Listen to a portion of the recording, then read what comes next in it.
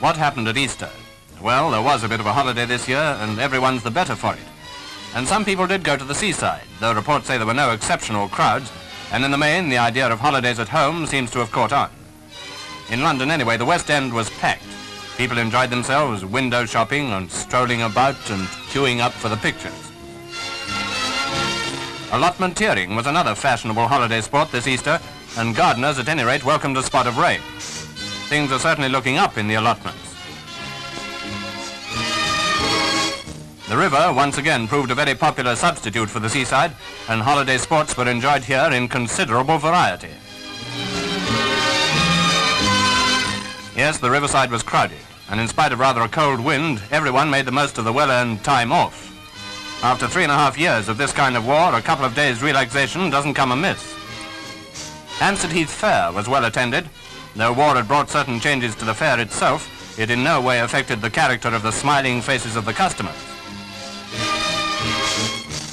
Many people went to the zoo, not really in order to check up on Darwin's theory of our relationship with the apes, but just because the zoo's a nice handy place to go to and there's always plenty of fun going on there. Yes, this Easter it really was a sporting holiday. At Stamford Bridge, the Army and the RAF drew 2-2 in the Inter-Allied Services Cup final. Out of 22 players, 18 were internationals, and the big crowd was given a real treat.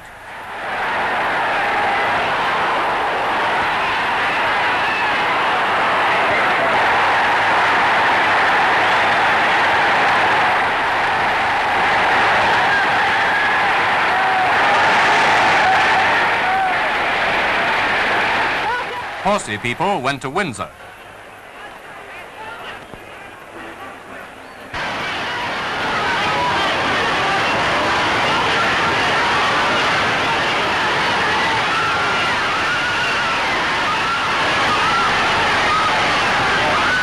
It was at this most enjoyable meeting that Gordon Richards beat Fred Archer's record and rode his 2,750th winner.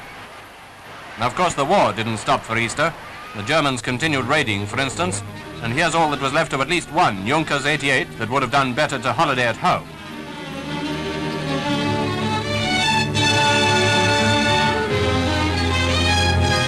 When it crashed, it not only just missed a house, but one of the airmen who fell out damaged a nice piece of turf, and oil from the bomber didn't half muck up the spring onions.